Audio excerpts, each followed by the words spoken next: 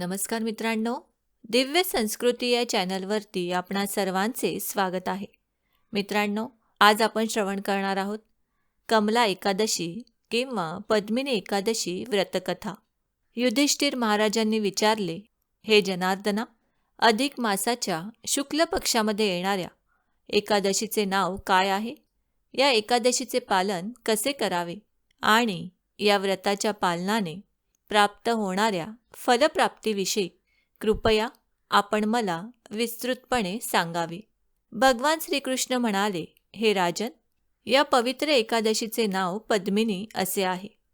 जो या व्रताचे पालन करतो त्याला पद्मनाभ भगवंतांच्या धामाची प्राप्ती होते.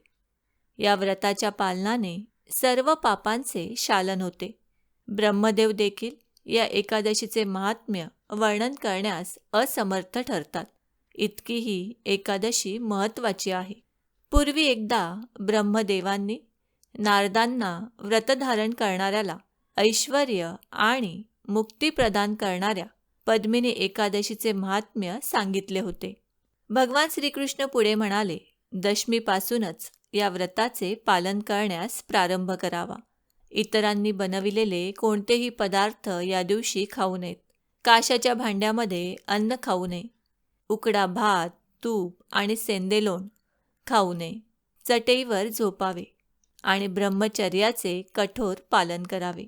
एकादशी दिवशी प्रातःकाली लवकर उठावे, स्नान करावे, भगवंतांना चंदन, पुष्प, धूप, दीप, कापूर आणि पाणी अर्पण करून त्यांची पूजा करावी. भगवंतांच्या नावाचा जप करावा. कोणीही प्रजल्प करू नये. अधिक मासामध्ये येणाऱ्या एकादशीस कोणी जल अथवा दूध प्राशन केल्यास व्रताचे खंडन होते.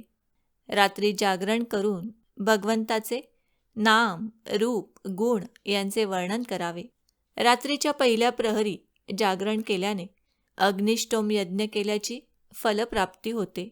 दुसऱ्या प्रहरापर्यंत जागरण केल्यास वाजपेय यज्ञ केल्याचे पुण्य प्राप्त होते. रात्रीचे 3 प्रहर जागरण केल्याने अश्वमेध यज्ञ केल्याचे फळ मिळते. तर पूर्ण रात्र जागरण केल्याने राजसूय यज्ञ केल्याचे पुण्य प्राप्त होते.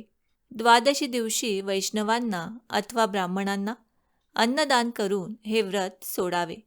अशा प्रकारे जो कोणी व्रताचे पालन करतो त्यास निश्चितच मुक्ती प्राप्त होते. भगवान श्रीकृष्ण पुढे म्हणाले, हे अनघ, तुझ्या जिज्ञासेनुसार मी या व्रताचे विधी महात्म्य सांगितले. आता पूर्वी एकदा पुलत्स्य ऋषींनी नारदांना सांगितलेली सुंदर कथा ऐक. एकदा कार्तवीर्य अर्जुनाने रावणाला पकडून कारागृहात टाकले.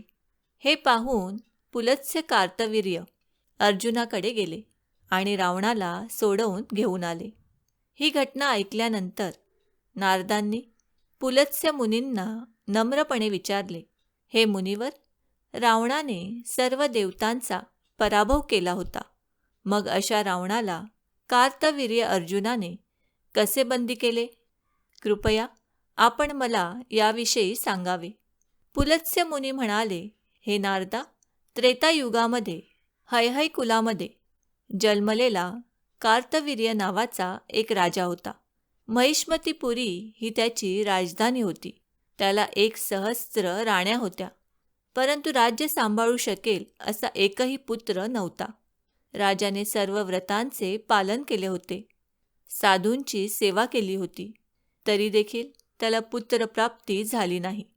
आपल्या राज्याचे उत्तरदायित्व आपल्या प्रधानमंत्र्यांवर सोपवून राजा वल्कले नेसून अरण्यात तपस्या करण्यासाठी चालला होता. आपला राजवाडा सोडणार इतक्यात त्याच्या पद्मिनी नावाच्या पत्नीने त्याला पाहिले.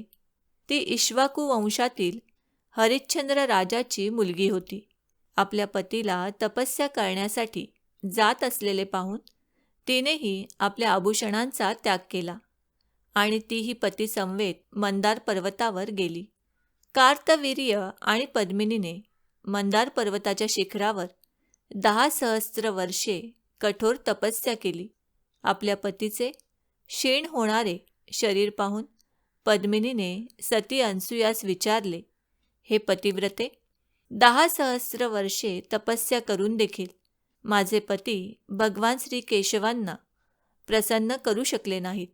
हे सौभगे, कृपया मला असे कोणते तरी व्रत सांग की ज्याच्या पालनाने भगवान श्री केशव माझ्यावर प्रसन्न होतील आणि मला पुत्र प्राप्त होईल की जो एक पराक्रमी राजा बनेल. महाराणी पद्मिनीचे बोलणे ऐकून सती अनसूया प्रसन्न झाली आणि म्हणाली, प्रत्येक 33 महिन्यानंतर एक अधिक मास येतो. या महिन्यामध्ये 2 एकादशी येतात, पद्मिनी आणि परम. या एकादशीच्या व्रतपालनाने भगवंत लवकरच तुझ्यावर प्रसन्न होतील आणि तुझ्या साऱ्या इच्छा पूर्ण होतील. भगवान श्रीकृष्ण पुढे म्हणाले, अनसूयेच्या सांगण्यावरून महाराणी पद्मिनीने या व्रताचे पालन केले. त्यामुळे श्री केशव गरुडावर बसून तिथे आले आणि त्यांनी पद्मिनीस वर मागण्याचा आदेश दिला. प्रथम राणीने भगवंतांना वंदन करून प्रार्थना केली. त्यानंतर पुत्रप्राप्ती व्हावी यासाठी भगवंतांना विनंती केली. भगवंत म्हणाले, हे साध्वी, मी तुझ्यावर अतिशय प्रसन्न झालो आहे. अधिक महिन्या इतका कोणताही महिना मला प्रिय नाही. या महिन्यातील एकादशीही मला अधिक प्रिय आहे. तू मला प्रसन्न केल्यामुळे मी निश्चितच तुझ्या पतीची इच्छा पूर्ण करेन. पद्मिनीशी वार्तालाप झाल्यानंतर भगवंत कार्तवीर्याकडे आले आणि त्यांनी त्याला सांगितले, तुझ्या पत्नीने एकादशी व्रताचे पालन केल्याने मी अतिशय प्रसन्न झालो आहे. त्यामुळे तू माझ्या इच्छेला येईल ते माग. राजाला अतिशय आनंद झाला. सर्वदा विजय प्राप्त करणारा बलवान असा पुत्र त्याने भगवंतांकडे मागितला. तो म्हणाला, हे मधुसूदन, देवता, मनुष्य, नाग, राक्षस यांच्यापासून कधीही पराजित न होणारा पुत्र आपण मला द्यावा. हा वर देऊन भगवान श्री केशव तेथून अंतर्धान पावले. पूर्ववत आपले शरीर प्राप्त करून राजा आणि राणी आपल्या ऐश्वर्यसंपन्न राजधानीमध्ये परत गेले. काही काळानंतर पद्मिनीने अतिशय पराक्रमी पुत्राला जन्म दिला, जो कार्तवीर्य अर्जुन झाला. त्याच्यासारखा पराक्रमी योद्धा या जगामध्ये कोणीही नव्हता. त्याने दशमुखी रावणाला देखील पराजित केले. या सुंदर कथेचे कथन केल्यानंतर पुलत्स्य मुनी तिथून निघून गेले. भगवान श्रीकृष्ण पुढे म्हणाले, हे अनघा, अशा प्रकारे मी आपल्याला अधिक महिन्यामध्ये येणाऱ्या एकादशीचे महात्म्य सांगितले आहे. जो कोणी या व्रताचे पालन करतो तो निश्चितच वैकुंठ प्राप्त करतो. ओम नमो भगवते वासुदेवाय नमः. अधिक मास आरती. जय जय अधिक मास पुरुषोत्तम नाम, सद्भावे व्रत करिता लाभतसे पुण्य. जय जय जय जय जय जय जय जय जय जय अधिक मास पुरुषोत्तम नाम, सद्भावे व्रत करिता लाभतसे पुण्य. जय जय जय जय. दीन म्हणून कृष्णे उद्धार केला, निज नामे पुरुषोत्तम धन्य तुला केला. दाने त्यागे स्नाने पूजा जपमाला, व्रताचरण फलदायी निश्चय ठरविला. निस्वार्थे परमार्थे हरिसी तू दैन्य, सद्भावे व्रत करिता लाभतसे पुण्य. जय जय जय जय जय जय जय जय जय जय अधिक मास पुरुषोत्तम नाम, सद्भावे व्रत करिता लाभतसे पुण्य. जय जय जय जय. पुरुषोत्तम महिमा तो दुर्वासे कथिला, मेधावी कन्येला तो नच आवडला.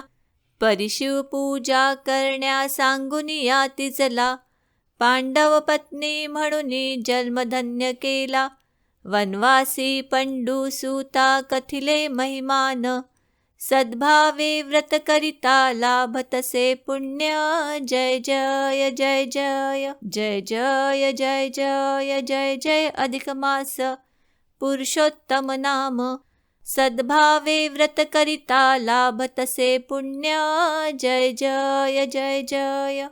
अधिक मासा माझी दाने जे देती, दीप निरंतर देवा पुढे लावी, राधा कृष्णांची ही पूजा जे करीती, अथवा उपवासा मास भरी धरिती, अनारसे तेहतीस माता दान, सद्भावे व्रत करिता लाभतसे पुण्य, जय जय जय जय जय जय जय जय जय जय अधिक मास पुरुषोत्तम नाम, सद्भावे व्रत करिता लाभतसे पुण्य, जय जय जय जय।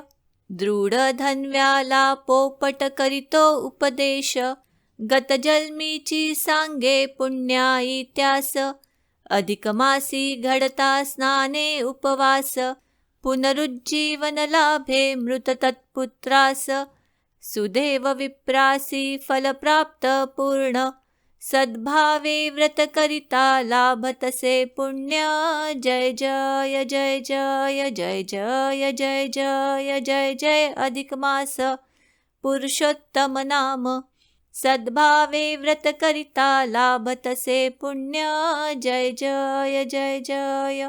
राणी मणिग्रीवाते उग्रदेव बोले, पुरुषोत्तम मासाते व्रत त्या सांगितले, त्याला पुढच्या जन्मी सुख प्राप्त झाले, चित्रबाहू म्हणून या वैभव भोगियले, सहज जरी व्रत घडले तारी होई धन्य, सद्भावे व्रत करिता लाभतसे पुण्य, जय जय जय जय जय जय जय जय जय जय अधिक मास पुरुषोत्तम नाम, सद्भावे व्रत करिता लाभतसे पुण्य, जय जय जय जय।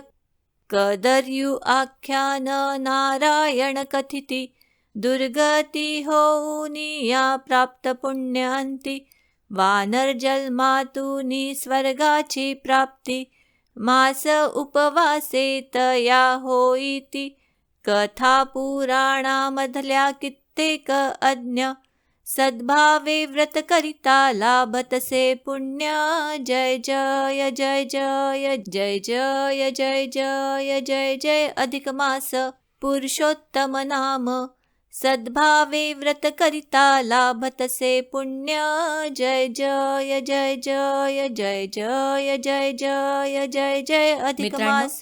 आम्ही अपेक्षा करतो की आम्ही सांगितलेल्या माहितीचा तुम्हाला सर्वतोपरी लाभ होईल। माहिती आवडली असल्यास ही माहिती तुम्ही मित्र परिवाराबरोबर शेअर करा आणि अजूनही जर तुम्ही दिव्य संस्कृती या चॅनलला सबस्क्राईब केलं नसेल तर आमचे नवनवीन व्हिडिओ पाहण्यासाठी चॅनलला आजच सबस्क्राईब करा।